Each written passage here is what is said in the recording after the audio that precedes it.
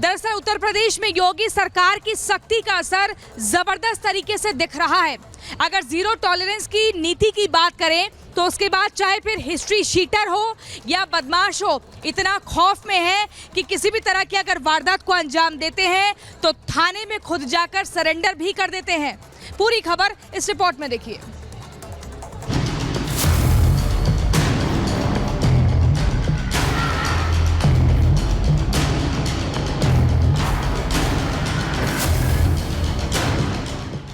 उत्तर प्रदेश में मुख्यमंत्री योगी के लॉ एंड ऑर्डर से अपराधी और हिस्ट्री शीटर सदमे में हैं।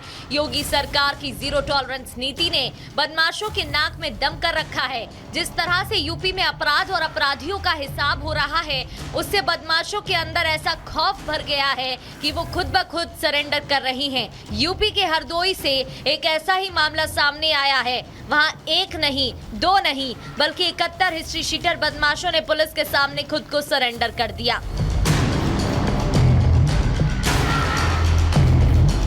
सारे बदमाश हाथ में तख्ती लेकर थाने पहुंचे। पुलिस अधीक्षक हरदोई के निर्देशन में 71 हिस्ट्री शीटर अपराधियों को थाने बुलाया गया। इसके बाद हिस्ट्री शीटर को अपराध से दूर रहने और भविष्य में अपराध न करने की हिदायत दी गई।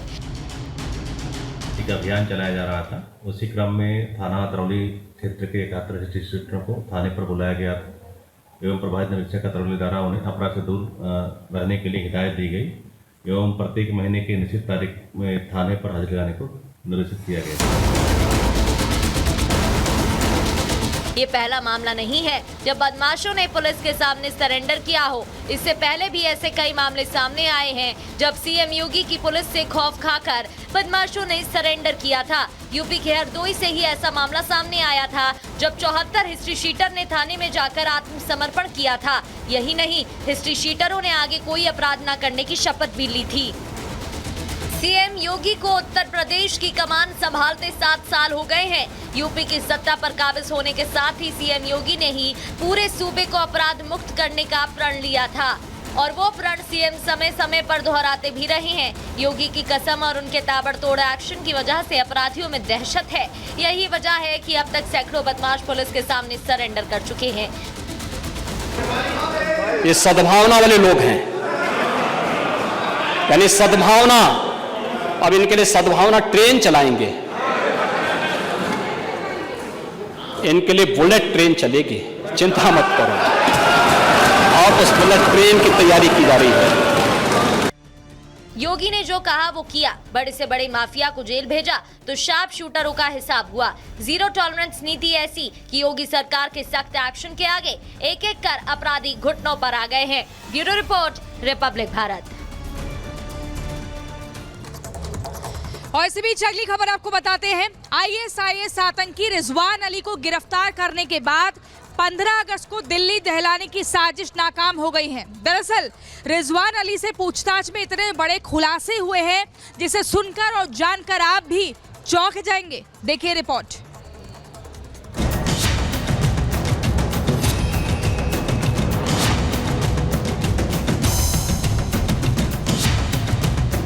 स्वतंत्रता दिवस पर दिल्ली को दहलाने की कोशिश नाकाम कर दी गई। आतंकी जिस इरादे से दिल्ली के खिलाफ नापाक खेल रच रहे थे, उसे पुलिस की स्पेशल सेल ने नेस्तनाबूद कर दिया। एक दिन पहले पुलिस ने आईएसआईएस पुणे मॉड्यूल के एक आतंकी को गिरफ्तार किया था। आईएसआईएस आतंकी रिजवान अली ने पूछताछ में कई बड़े खुलासे किए हैं, जिससे साफ है कि दिल्ली में बड़ी साजिश रची जा रही थी। पूछताछ में खुलासा हुआ है कि आईएसआईएस आतंकी रिजवान अली दिल्ली में बड़े ब्लास्ट की तैयारी कर रहा था।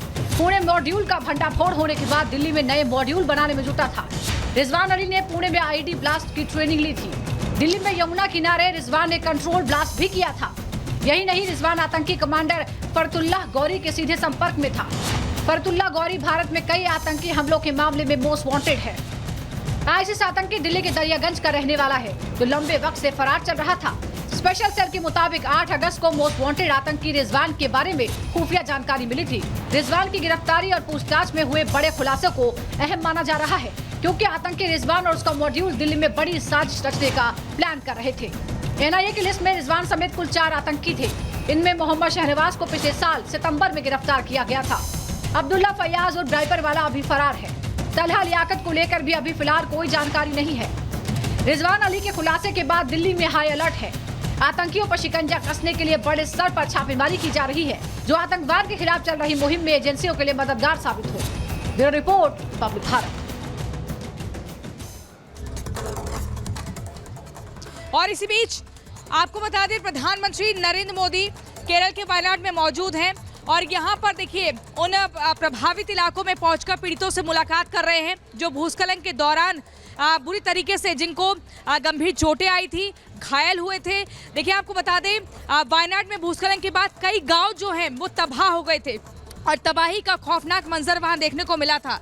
प्रधानमंत्री नरेंद्र मोदी का दौरा इन तस्वीरों में आप देख रहे हैं, जो जगह जगह जाकर पीड़ितों से मुलाकात कर रहे हैं, हर संभव मदद का भरोसा दिया जा रहा है और साथ ही वहां पर जो टीम रेस्क्यू के लिए मौजूद है उनसे भी मिलकर हालातों का जायजा लिया जा रहा है। ये जानने समझने का प्रयास भी किया गया कि कितना नुकसान हुआ, किस तरीके से रेस्क्यू का काम किया जा रहा है। और आपको बता दें, डॉक्टर्स की टीम से भी पीएम मोदी ने मुलाकात की और मुलाकात करने के बाद सीधे तौर पर ये कहा गया है कि हर एक बेहतर तरीके से इलाज मुहैया कराया जाना चाहिए, किसी भी तरह की लापरवाही ना हो। भारत सरकार हर संभव मदद के लिए तैयार है।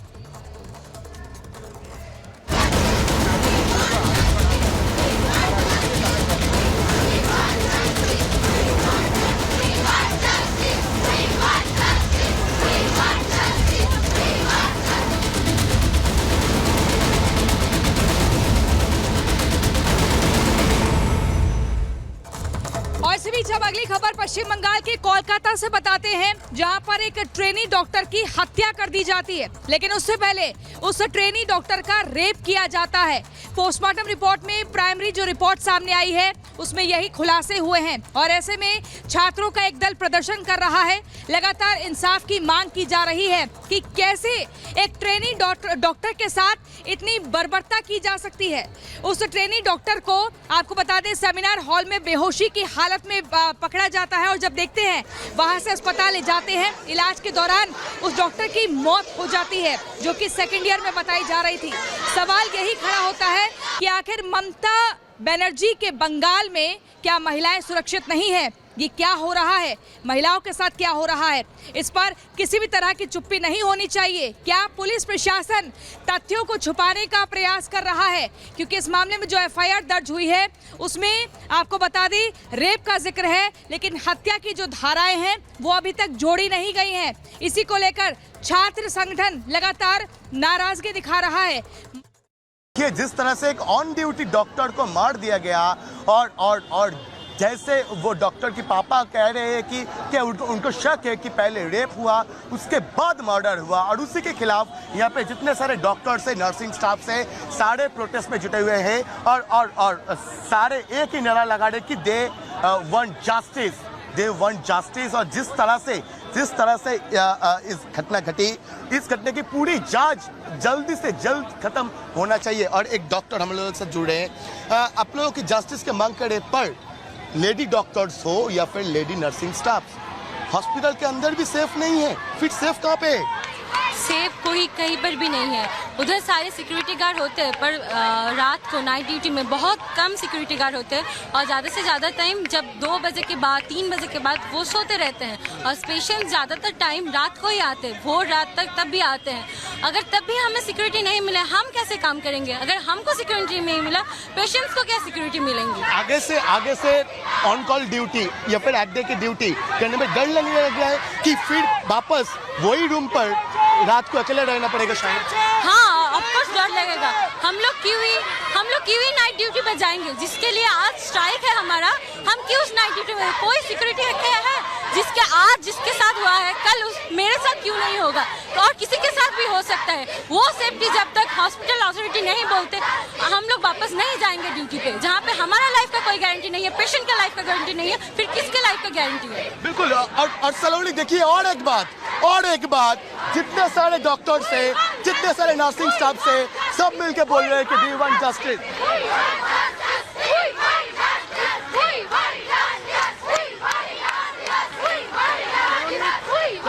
सलोनी वापस जितने सारे डॉक्टर से बात करना चाहेंगे, जब आप लोग ड्यूटी में रहते हैं, नाइट शिफ्ट चल रहा है या फिर अड्डे चल रहा है, फिर आगे से ये सेफ्टी सिक्योरिटी कहाँ पर मिलेगा?